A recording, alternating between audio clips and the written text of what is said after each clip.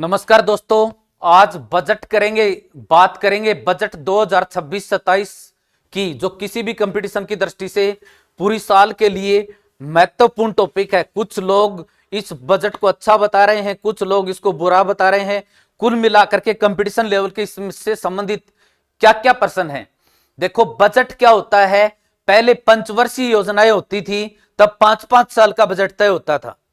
अब पंचवर्षीय योजनाएं योजना आयोग बनाता था, उसकी जगह ले ली नीति आयोग ने।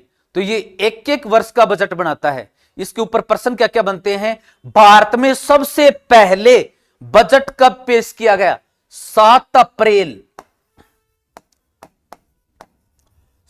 अप्रैल 1870 को पेश किया गया। 1860 को, सॉरी, अंग्रेजों के काल में।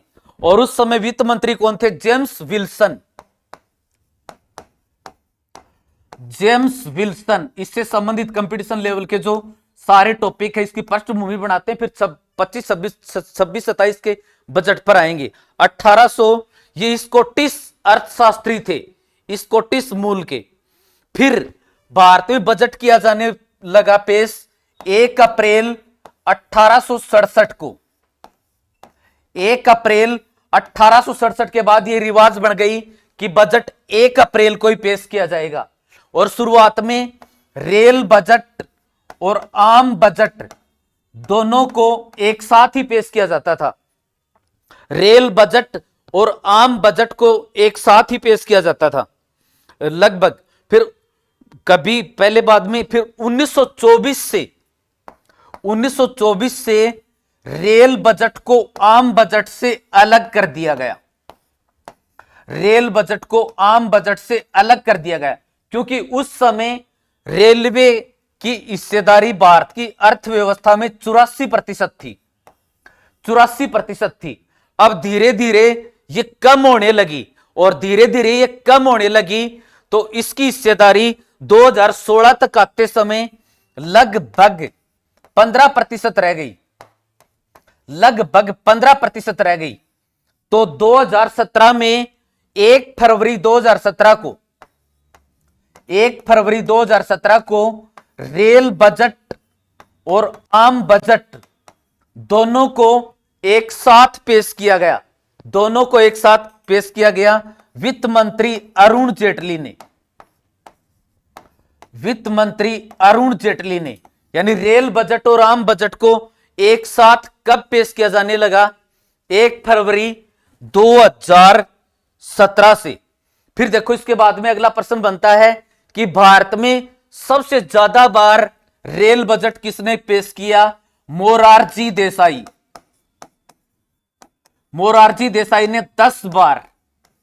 अब की बार वित्त मंत्री पेश करता है रेल बजट। अब की बार बजट पेश किया निर्मला सीतारमण ने। इसने कौन सी बार पेश किया है? 9वीं बार।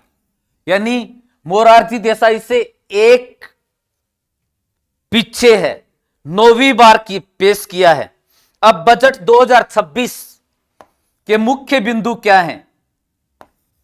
2026 कितना बजट पेश किया गया? 53.50 करोड़। 53.50 करोड़। जबकि 2025 में पेश किया गया था 50.65 करोड़। 50.65 करोड़, यानी उससे इतना अधिक है ये। अब इस बजट का लक्ष्य क्या है?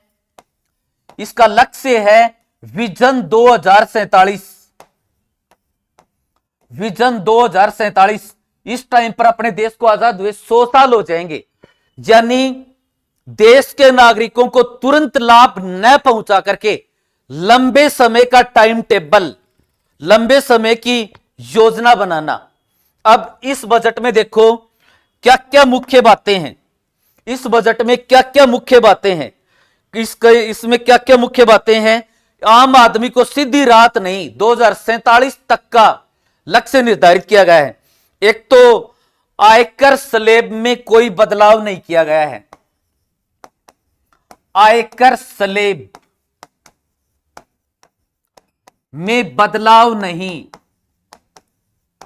बदलाव नहीं, यानी इनकम टैक्स में कोई छूट नहीं, किसी प्रकार की रियायत का ऐलान नहीं, क्योंकि यह बजट इस लक्ष्य को आधारित करके बनाया गया कि पीछे जैसे ऑपरेशन सिंदूर हुआ था तो अपने पास कुछ धन होना चाहिए, इस तरह की घटनाएं यदि दोबारा हो जाएं तो हम दुश्मन से उनसे निपट सकें, तो इनकम टैक्स में कोई छूट नहीं दी गई है।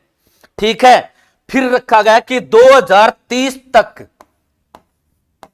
2030 लाख 2030 तक 20 लाख पेशेवर रोजगार स्लेब तैयार करना, पेशेवर रोजगार स्लेब तैयार करना जो किसी को रोजगार दे सके। ठीक है, इसके अलावा उद्योगों से संबंधित क्या घोषणा की गई है, इंडस्ट्रियल फैक्ट्री को 2047 तक टैक्स हॉलिडे, 2047 तक टैक्स हॉलिडे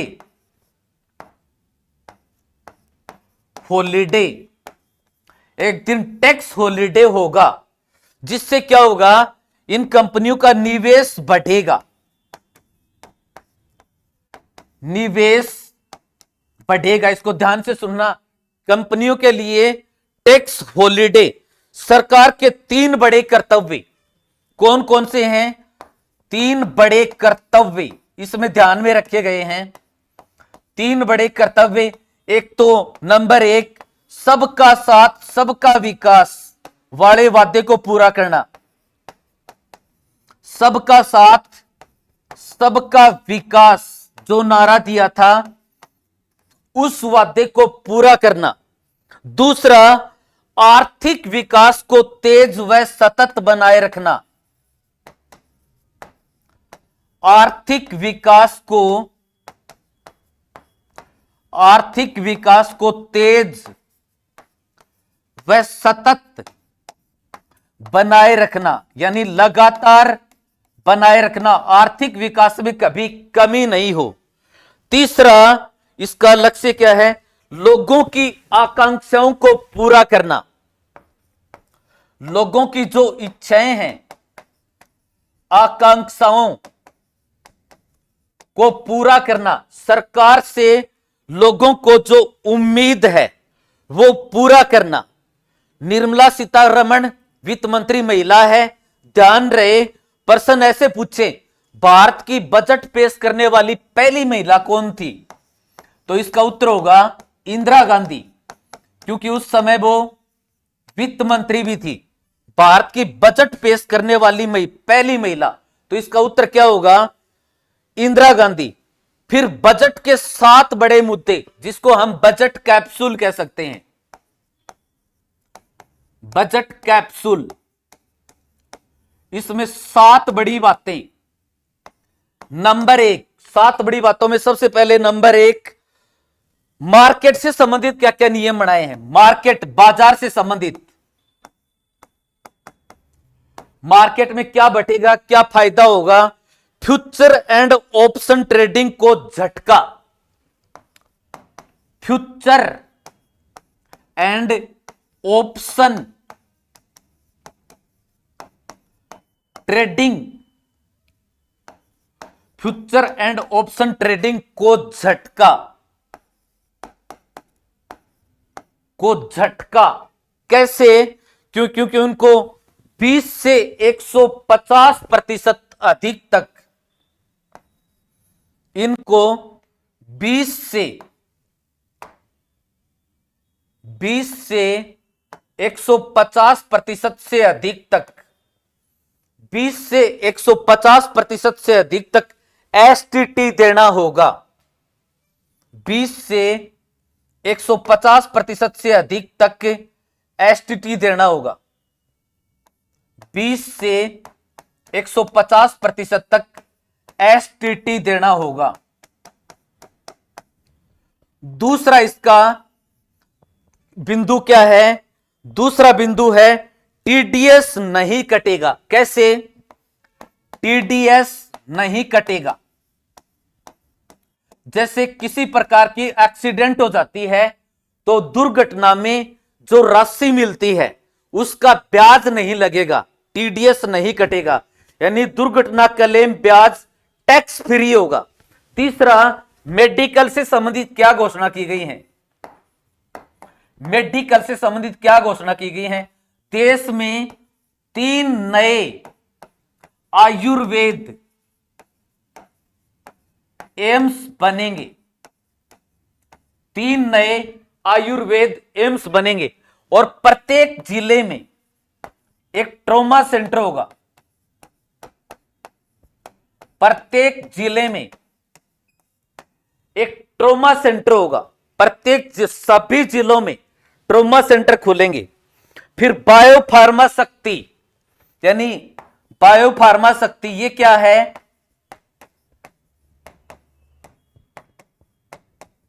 दवाइयां बनाने वाली कंपनियों से संबंधित बायोफार्मा शक्ति।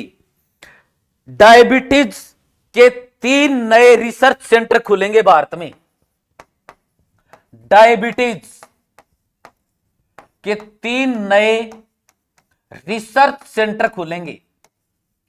रिसर्च सेंटर यानी अनुसंधान केंद्र खुलेंगे, क्योंकि डायबिटीज के मरीज भारत में लगातार बढ़ रहे हैं, तो आम आदमी के लिए अच्छी बात है ये। फिर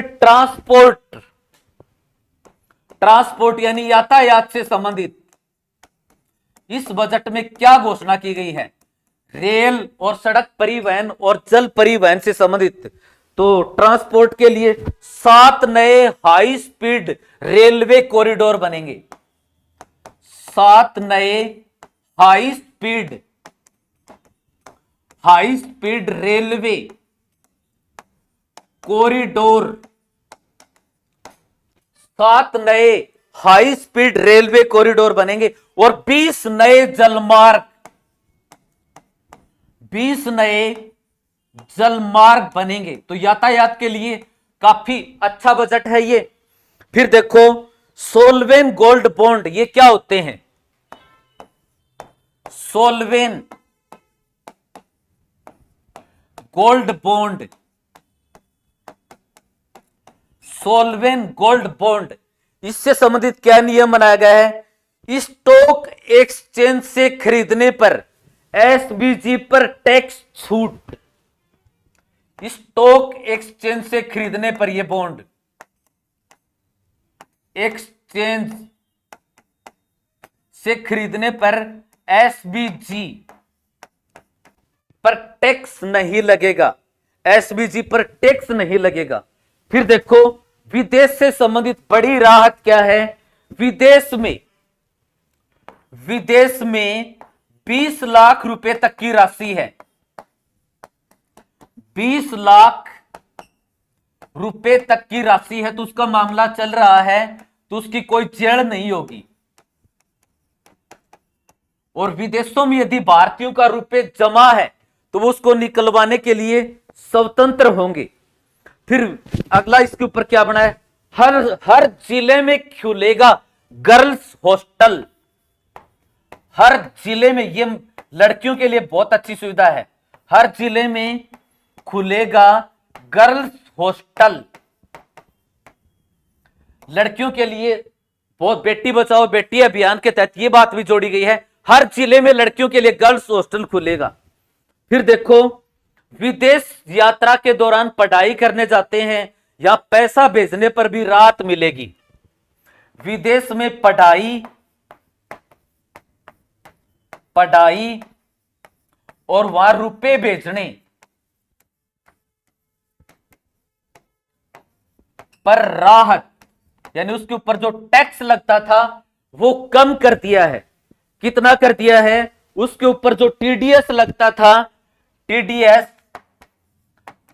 वो 5% से घटाकर 2% कर दिया गया है। अब विदेशों में पढ़ाई और विदेशों में पैसा भेजने पर जो टीडीएस लगता था वो 5% से घटाकर 2% भेज दिया गया है। और भारत के 2 शहरों को, एक तो जयपुर और एक भोपाल, अकेले इन दोनों को मिलेंगे विकास के लिए 5 करोड़। इन अकेले 2 शहरों को मिलेंगे 5 करोड़, केवल जयपुर और भोपाल को। ठीक है, फिर देखो इसके बाद में 17 प्रकार की कैंसर की दवाएं सस्ती होंगी। 17 प्रकार की, 17 प्रकार की कैंसर दवाएं सस्ती। तो आम आदमी के लिए बहुत बड़ी राहत है ये, और चमड़े के जूते और कपड़ों पर खर्च कम होगा। चमड़े के जूते, चमड़े के जूते और कपड़ों पर खर्च कम,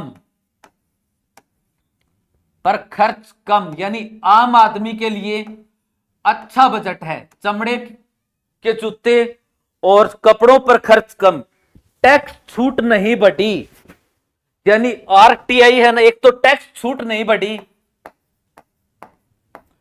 टैक्स छूट नहीं बढ़ी, नहीं बढ़ी, और सही टाइम पर आईटीआर यदि नहीं भरेगा कोई आदमी 31 मार्च से पहले, तो उसको टैक्स देना होगा, उसको अलग से टैक्स देना होगा, यानी इसको ये कह सकते हैं लेट फीस लगेगी। सही टाइम पर यदि आईटीआर नहीं भरी तो उसको लेट फीस देनी पड़ेगी। अब देखो इस बजट में क्या क्या सस्ता हुआ है, सस्ती क्या क्या चीजें हुई हैं, सस्ती चीजें क्या क्या हुई हैं, जो जो चीज सस्ती हुई है उनके नाम सस्ती। तो सस्ती क्या क्या चीजें हुई हैं? नंबर 1, सबसे पहले क्या सस्ता हुआ है? एक तो smartphone and tablet, smartphone and tablet, जिससे आम आदमी के बच्चे, सामान्य आदमी के बच्चे भी इनका लाभ उठा सकेंगे। दूसरा, चमड़ा सामान, चमड़े का सामान, जिससे भारतीय लघु और कुटीर उद्योग को फायदा मिलेगा, चमड़े का सामान। तीसरा, सोलर पैनल, सोलर पैनल, जिससे सौर ऊर्जा को बढ़ावा मिलेगा, सोलर पैनल। फिर देखो चौथा, गंभीर बीमारी,